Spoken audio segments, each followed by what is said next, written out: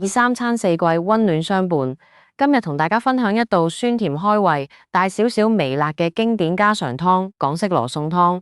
好多人以為羅宋湯淨係西餐廳先會有嘅配湯，但其實屋企煮得夠晒濃郁，完全可以當成正餐嚟食。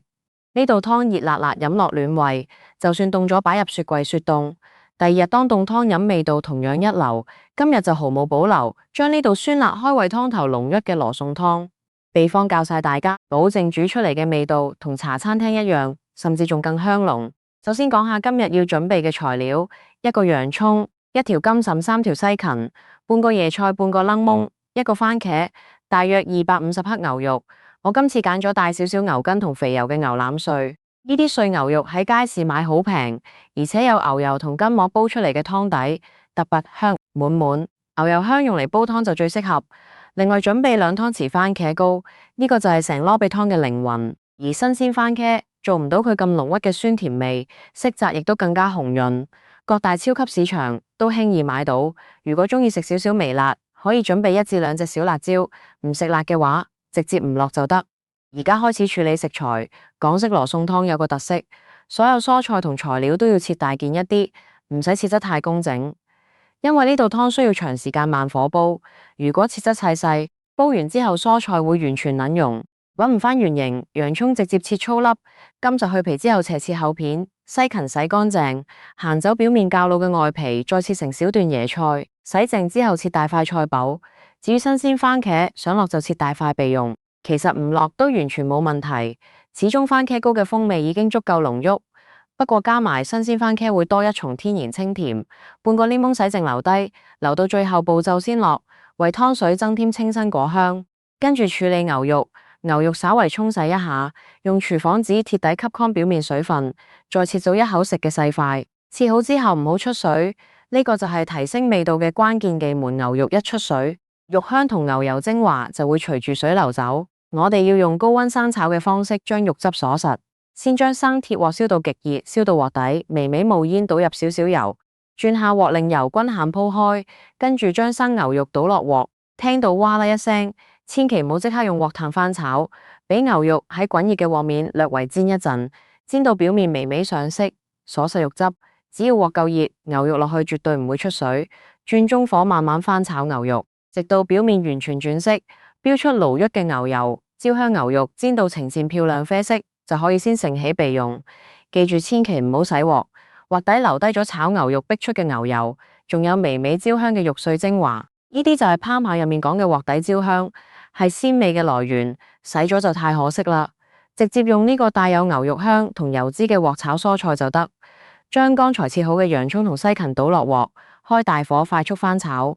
炒嘅過程入面，蔬菜會慢慢吸收鑊底嘅牛油同肉香。洋蔥亦都受熱釋放本身嘅清甜，炒到聞到洋蔥同西芹交融嘅濃郁香氣，就加入金桔一齊翻炒。先將蔬菜落鑊炒香，炒出甜味，比起直接放生蔬菜落水煮，味道好成10倍。呢個步驟絕對唔可以偷蛋。所有蔬菜炒到略為變軟，香氣散發出嚟之後，喺鑊中間騰出空位，倒入2大湯匙番茄膏，轉中小火，將番茄膏落油入面略為煸炒。呢一步非常重要。如果淨係用水煮番茄膏，會有罐頭嘅生甘味。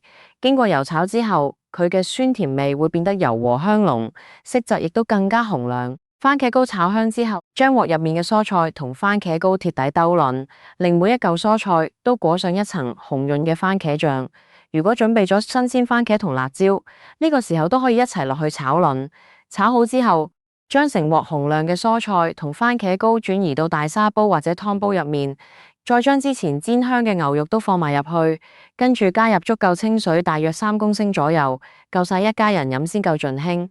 開大火將湯煲滾，煲滾期間湯面會浮起一啲白紅相間嘅泡沫，呢啲係肉類雜質同多餘油脂，用湯殼輕輕將浮沫撈走，煲出嚟嘅湯底先會紅亮清澈。撈淨浮沫之後，將切好嘅椰菜全部落煲入面，跟住轉最細火冚上煲蓋，慢火煲1個半鐘頭。燜牛嘅過程入面，金腎、洋蔥同西芹嘅甜味會完全騰入湯中，牛肉嘅膠原蛋白亦都慢慢釋放，令本來清稀嘅湯水變得越來越濃稠順滑。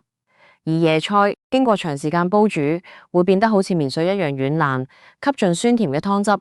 煲到剩最後半個鐘，亦即係大概煲咗1個鐘嘅時候，打開煲蓋，放入1粒行好隻生蒜頭，同埋預先準備好嘅半個檸檬。落檸檬就係利用檸檬皮天然嘅精油同果酸，為濃郁嘅湯水增添清新層次，令湯飲落濃而不輸，回甘十足。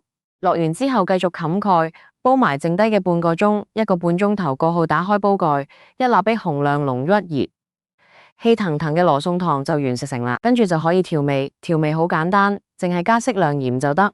經過長時間熬煮，蔬菜嘅甜、牛肉嘅鮮、番茄嘅酸同檸檬嘅清香已經完全融合，唔需要再加味精或者雞粉。大家可以一邊試味一邊落鹽，調到自己中意嘅鹹甜口感就得。呢道羅宋湯可以淨飲湯，亦都可以撈飯。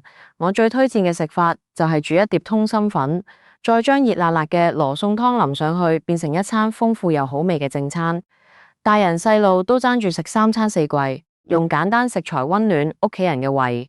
呢道蘆葦開胃嘅港式羅宋湯做法其實唔難，只要掌握唔洗鑊、番茄膏落油炒香，呢2個撳門屋企都煮到出茶餐廳級數嘅味道。鍾意呢條影片嘅話，記得訂閱我哋頻道點讚，亦都可以喺留言區分享你整羅宋湯嘅心得。多謝大家支持，我哋下期再見。